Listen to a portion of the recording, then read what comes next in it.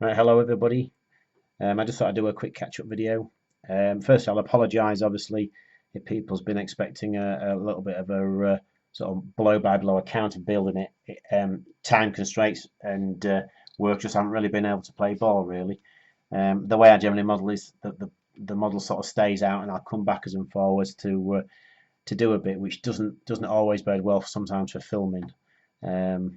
I'm not a great filmmaker, as you probably see by the videos. They're not the best production videos in the world, but I did want to try and come across more, and obviously on the building sort of side, and some of the problems that you can equate with building. I try and answer most of the things in the comments below if I possibly can. I try and get to everyone that sends me any information or any questions that they want to ask. So any questions that you want to ask about anything, just send me, and I will. It might take me a day or two, but I will get back to you. So right back to the bike. Most of it is generally on the sort of the main side. The main big bits are done. So now we're looking on auxiliaries, which is like brake hosing, obviously the handlebars you see on the front end, obviously the cowling clocks and things you want to put in. But most of the main stuff is obviously done. Probably the thing that most people, when they see it, or the people that's actually been and see it, is obviously that's quite impresses them is the chrome. I don't know what it comes across like on film, but it does look really well in chrome foil. All the chrome that you tend to see is foil. There's no painting at all generally. The two I use, it's bare metal foil, which is just standard bare metal stuff. The two I use is chrome and then the ultra bright chrome, which you can see I've used on nearly all of that. The ultra bright chrome doesn't go on as well as the chrome. The chrome tends to be thinner. The ultra bright tends to be, it's difficult the way to describe it. It's thicker and it coils at the end. It's like tinny. It's a little bit on the thicker side, so it doesn't always, although it goes round the curves, it's not as thin to go around as the normal chrome that I found. But luckily, the only thing that I've done in the ultra bright is the exhaust, because you get that really high shine on the ultra bright. Whereas, although the crankcases you see have got a shine, they tend to be a little bit more mellowed down a little bit. You don't want them that really bright like you get on the actual plastic parts. This is a bit that's not being used, but the plastic one, it just looks, cheap toy-like type of plastic chroming. And probably 40 years ago, that's all there was. It was like probably revolutionary back then. But obviously now there's obviously better materials you can use. So obviously, I've used a chrome foil to trying to make it to sort of finish it. But there's techniques you can use with chrome foil to make it, although it's the same material, to make it look different. So like the rear disc, it's still normal chrome foil, but you brush it. So when you apply the chrome foil on it, it's the same finish as what you would have on the crankcase. But what I do then is I'll spin the disc, and I'll use the Scotch Brite, which is, if anybody knows what Scotch Brite is, it's basically like a rubbing material, and basically rub it. I'll do that. I've got a little bit. So if you get normal chrome foil, which is just the shiny stuff, so you would apply it where you wanted to rub it to apply it, and then basically you can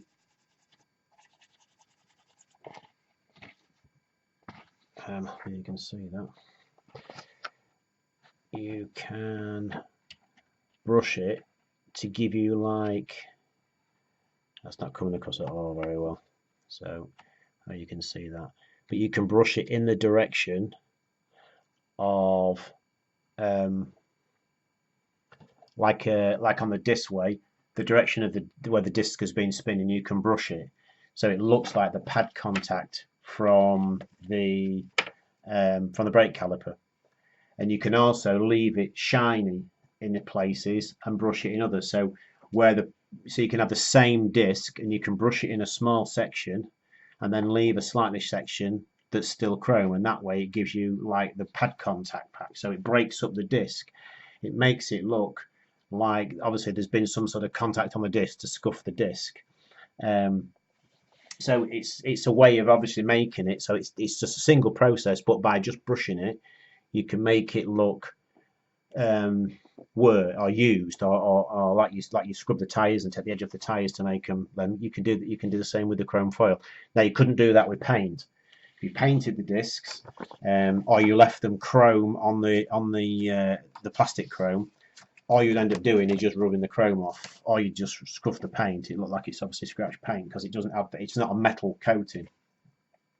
So it's just an idea. If you want to use, obviously, have a play around with chrome foil, and see how you get on with it. So you can buff it with, say, like Autosol, like I said, to make it really to make it polished to shine more, or you can, like I say, you can even flat it back and give you a brushed effect. That intermixed with, say, like the paint, like on the wheels. So you basically your flat aluminium, which is just normal Tamiya XF16 flat aluminium, and then the chrome effect. If I can get that on the camera, it gives you that broken up feel. So it's not just a silver disc or a chrome disc, or a painted disc. It breaks up and gives you something of realism. So really, next stage, what I'm into now basically is the rear footrests. So these basically go on to the end of there.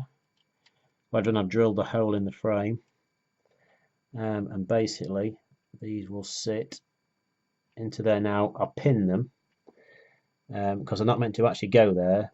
They was meant to go in a different place, which that's not on the same bike. But the idea, if you pin things, you can test fit them, and this is where the fiddling goes really on test fitting. But before you glue them, you can preset them. Look where they are on the real bike, and then you can roughly preset them, and they will stay on the bike.